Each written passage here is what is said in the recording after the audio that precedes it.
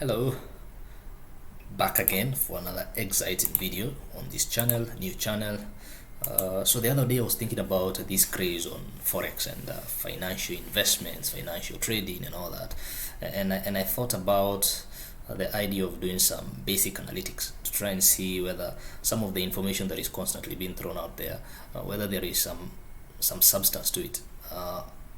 One of the things I thought about doing maybe is doing some prediction or maybe some forecasting on some of those instruments, just like we had done with deep reinforcement learning in the previous video.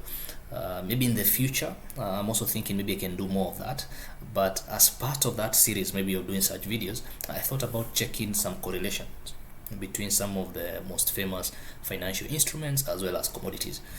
So I decided to look at these five, so 3 financial instruments and 2 commodities, gold and silver.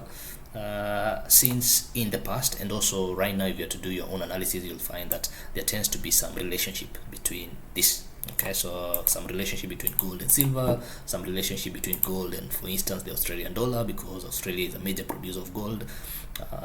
So I thought it was important to do that. To start, I just did something similar to what I did in the previous video.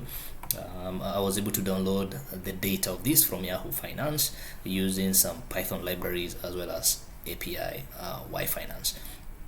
Then from there I was able to have the data in terms of intervals of 30 days, 60 days and 120 days. So this is one of the code that I was able to run on my terminal to get the data for the 60 days. From that I was able to get that data and run a correlation script. Okay, so in this case I wanted to see whether any of these instruments have either a positive or negative correlation with all the other related pairs and commodities. So for me to be able to do that, I thought of using the pairwise Pearson correlation coefficient, which based on something that I'd opened here, is able to measure the strength and direction of linear relationship between 2 variables. So think of it this way. So if you have 2 variables, you can check whether they are going in the same direction and whether their strength is also in line with one another.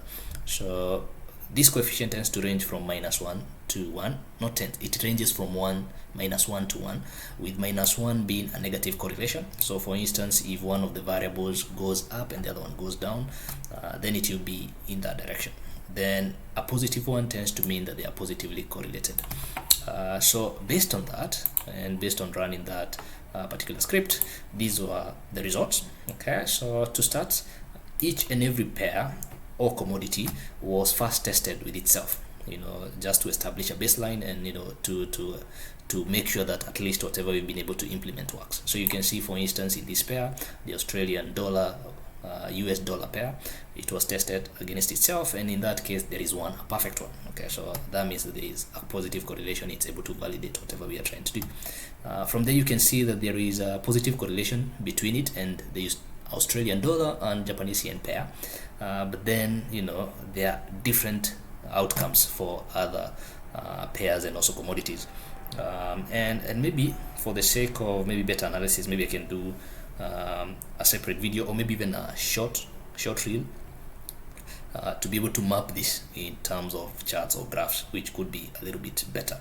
But then maybe for the sake of your own consumption, you can just pause the video and have a look at some of the results.